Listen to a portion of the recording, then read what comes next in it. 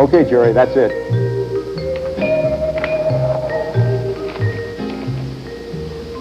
This has been a long day. Would you believe I've been administering hearing tests since 6 o'clock this morning? Jerry's my last one today, and his results were pretty good, but I think I'll have a little fun with it.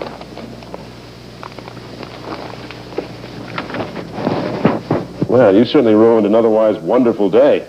What? Come on. Seriously, Jerry, your test was pretty good this time. There's hardly any change since the last test. Every previous test showed a progressive loss in the upper range of your hearing, which is what we're trying to prevent. But apparently you've been doing something right since last time. Well, I guess I have. I've been a little bit more careful about wearing these things. Well, that's good. You know, your last test wasn't so bad, though, so I know I didn't get on your case. What caused the sudden change in behavior? Well, there were a number of reasons. Yeah, but look, I don't want to waste your time. Oh, wait, I got plenty of time. You're my last appointment today, and besides, maybe I can pick up a few good selling points to use in my next hearing conservation speech. Come on, let's go in my office and relax. Okay. Well, it's an interesting story. I was born in a small log cabin. My parents were poor but honest. Wait a minute. Just the real story, please, Jerry. No, seriously. I guess my father's most responsible for my change in attitude, hearing-wise. He's retired now, but he used to work as a newspaper pressman. I can remember when I was a kid going to the plant with my mother to pick up Dad. Sometimes Dad would take me inside for a few minutes to look around at everything. You know, I may be wrong, but I don't recall ever seeing my dad wearing a set of these, or earplugs of any kind. It's a fact. Some industries haven't always enforced hearing protection procedures as strongly as they do now. Anyway, when I was a kid growing up, I guess Dad was losing his hearing so gradually that I never noticed. And then last year, about this time as a matter of fact, something happened that opened my eyes to just how badly Dad's hearing had deteriorated. We, my wife, my son Joey, and myself, had joined Mom and Dad in a short midwinter vacation. We were staying at a hotel with an indoor pool and game rooms, you know, plenty of things to keep you occupied when it's too cold to go outside. Well, Mom and Sue had gone up to change for dinner, and I was at the registration desk checking on transportation to the airport for the next day. And Dad, well, he was supposed to be watching Joey.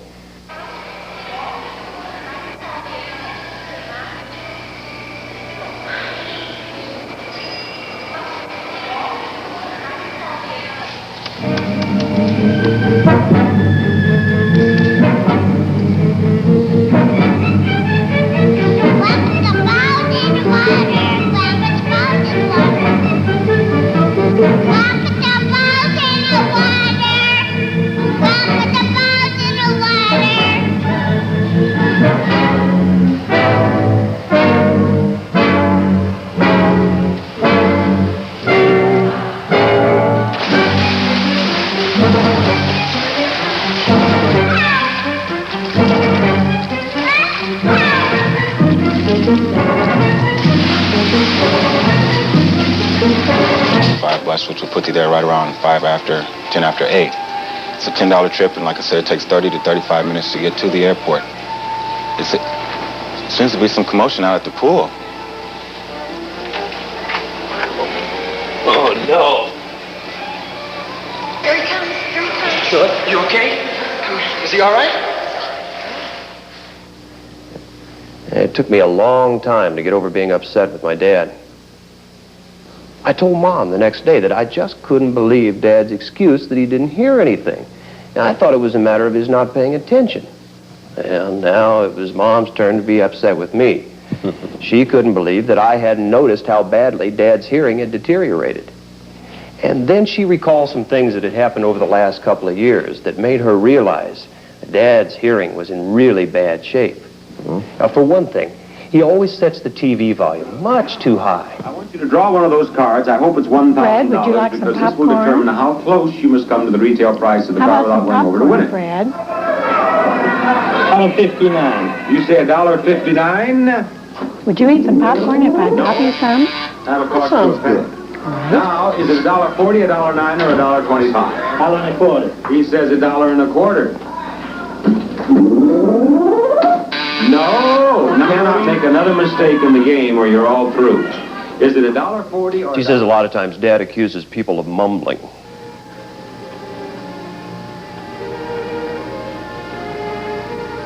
One heart. One spade.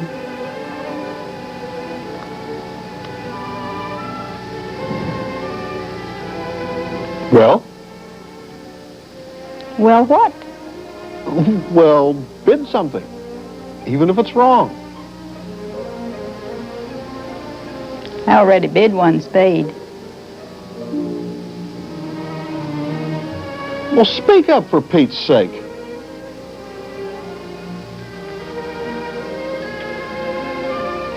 Mom says that Dad's also gotten into the habit of talking much too loud.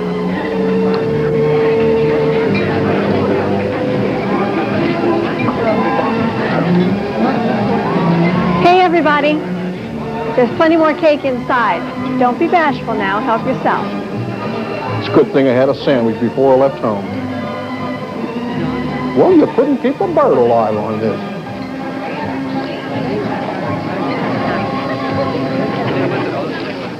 Mom and Dad live a few thousand miles away, and I guess we don't visit them as often as we should. Yeah, we went to see them last month. I was debating whether or not to discuss Dad's hearing problem with him. And then one particular incident our first day there convinced me that something had to be done. We were rearranging some furniture for Mom. Okay. Now hold it right there a second, Dad, till I get my foot out of it. Ow! Oh! Gee whiz, Pop! I'm sorry, son. I thought you were ready to set it down. That was the last straw. Later that evening, Dad and I had a serious talk about his hearing. You won't believe how hard it was to convince him that he had a problem. Believe me, I believe you. Dad just couldn't understand how this could have happened so suddenly. I told him that he most probably had gradually been losing his hearing all along, and that the biggest reason was because he'd never worn any hearing protection on the job. Well, you may be right. It's hard to say for sure. It could be for any number of medical reasons. However, one thing is for sure. Continued exposure to high noise levels does cause irreversible damage to the ear. I had to do a real selling job on him. I gave him an abbreviated version of the 3-minute lecture you gave me the last time. I don't remember any 3-minute lecture. No, I remember it very well. I may have just been looking for an excuse to stay inside out of the cold for a few more minutes. But I asked you to explain how the hearing test worked. Well, anyway, I passed on some of your words of wisdom to my dad. The fellow who tests our hearing at work, he's an audiologist. He explained that it's possible to lose hearing capability in a certain frequency, while other frequencies remain fairly normal.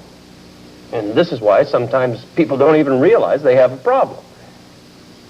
And I think we both know that you do have a problem. Now, please, Dad, hear me out. The audio man told me that when he's administering a test, he's looking at speech frequencies, like I'm talking to you now, and high frequencies. When he tests the speech frequency, he gets a definition of how well a person hears in general. The high frequency test provides an early warning signal that high-level noise is damaging the ear. Well, I can hear you fine right now. Well, I know you can. This is a normal speech frequency, and you're looking right at me. But you don't hear Mom or other women as clearly, do you? Well, your mother is getting a little older, and she does tend to mumble a bit. Come on, Dad. I haven't noticed her mumbling. Her speech frequency is higher than mine, and your ears just don't pick it up as well. The same is true with Joey's voice. I even drew a rough sketch of the inner ear to show him how the little hairs are damaged every time they're exposed to extreme noise levels. Crude, but accurate. Tell me, whatever happened to your dad? I persuaded him to see a specialist. Mom says he's adjusting to his hearing aid pretty well. Anyway, as a result of Dad's problem and your hard-hitting lecture, I'm pretty gung-ho about wearing my muffs on the job. Sure. I hate to disturb you, Jer, but we've got an airplane to work. know, that's funny. I didn't hear a word he said. You know, that wouldn't be a bad title for a movie. See you later, pal.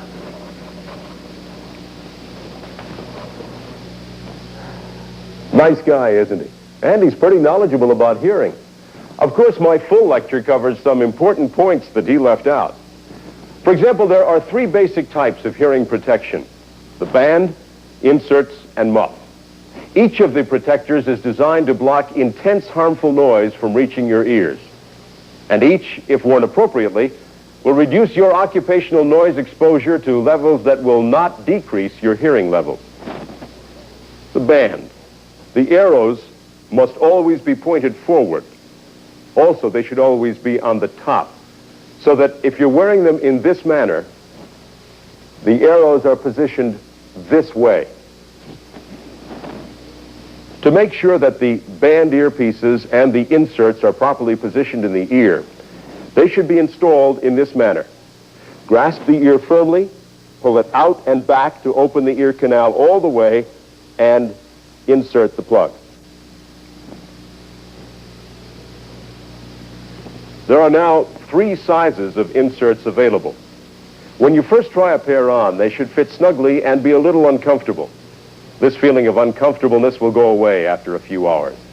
It's also possible that you may need 2 different size plugs, one for each ear. The muffs should be adjusted to fit snugly around the ears. These pads are now available for use with the muffs. They slide over the tip and provide a snug seal when the muffs are worn.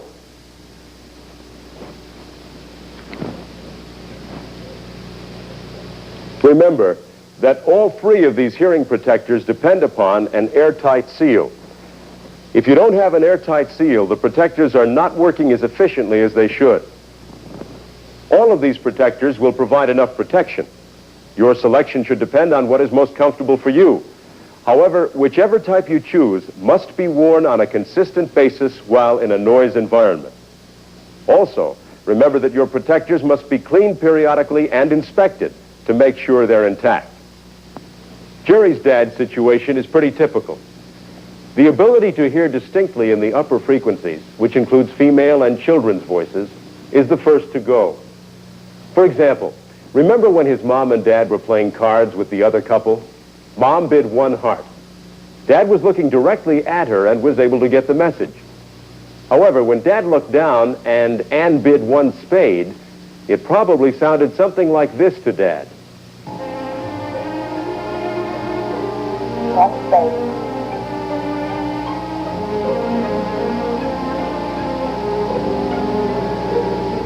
Well? The consonant sounds, like the S, P, and D in spade, are lost, and it comes out A. I had to feel sorry for his mother at the party. Dad could hear the rumble of conversation going on around him, but when the lady made her announcement, all Dad heard was, Hey, everybody.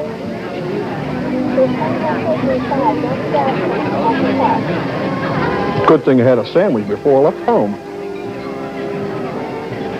Well, you're couldn't keep a bird alive on this. Jerry said his dad was adjusting pretty well to his hearing aid. Over the years, hearing aids have provided needed help to millions of people, and the quality of the units is always improving.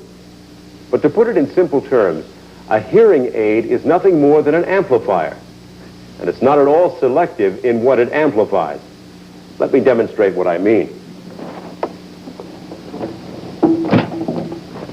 First, I'll lower my voice to the level you might hear if you had a hearing problem. You can still hear me, just not quite as well. Now, let's turn on this projector. The fan motor makes some noise. It's not really that bad, but I expect you're having a little bit more trouble hearing me. Now for some background music. It's certainly not overpowering. Can you still hear me? Remember, this is what a person with a hearing impairment might hear. So what does he or she do? Turn up the volume on the hearing aid. Now it's coming in louder, but so is everything else. good, is it?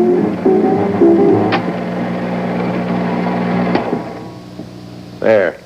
That's better. Now you know why some people who wear hearing aids turn them off occasionally. I told Jerry that his sketch of the hairs in the inner ear was crude, but accurate. Here is an actual shot of a 17-year-old's inner ear. Notice that the hair cells are intact. This is a 76-year-old man's. His have deteriorated slightly with age. This inner ear belongs to a 59-year-old man who worked all his life in a high-noise environment. He never used a hearing protection device. I suspect that Jerry's dad's inner ears look something like this. And the sad part is, it may have been preventable. At least Jerry learned something from it. And I hope you did too. Remember, hearing loss due to occupational noise exposure is preventable. Wear your hearing protection.